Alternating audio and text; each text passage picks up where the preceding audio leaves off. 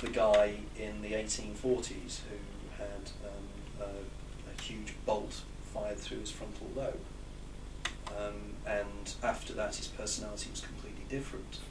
Now, effectively, would that be because the brain damage was such that he couldn't attune to the person he used to be, and has suddenly become somebody different?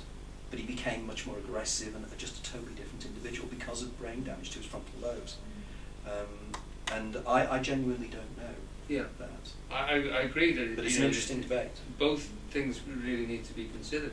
But it would explain how people can then go off, can actually bring up voices, and can channel things. Yes. Really, by taking themselves into a state of altered breath or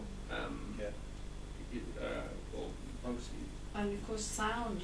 You were mentioning sound before. It's interesting because in yoga we do a lot of mantra work. It's repetitive, and your binaural beat starts to change. So these changes can take place. And you were mentioning sound, how sound affected. Sound is something I'm really, again, it's really quite curious. There's a term I use called synchronipity, whereby people tend to sort of turn up and they're just at the right time. And at the moment I've been approached quite independently by 2 PhD sound engineers. And there's one guy in Manchester that's a member of the Scientific and Medical Network, and he came along to one of my talks and he said that an awful lot of what you're saying, it could be sound, it's to do with sound, vibrations of sound. And he said he was going to meet up with me in a few weeks' time to discuss his theories on this. And he was telling me he's doing some very esoteric work with superfine sound.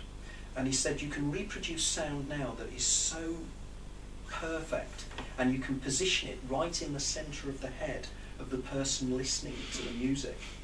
And he said it can cause amazing changes in how that person perceives reality. Which is interesting. And then at Birkenhead, another guy was there, and he was a sound engineer as well, and he was taking it from another angle. So we're actually moving off into sound waves as well. So clearly that there is a lot here that we're touching upon, I think. One of the first little booklets Eugene ever wrote, came across it in the late 1950s, I think.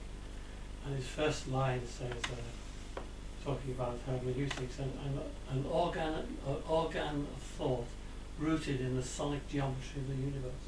Yes.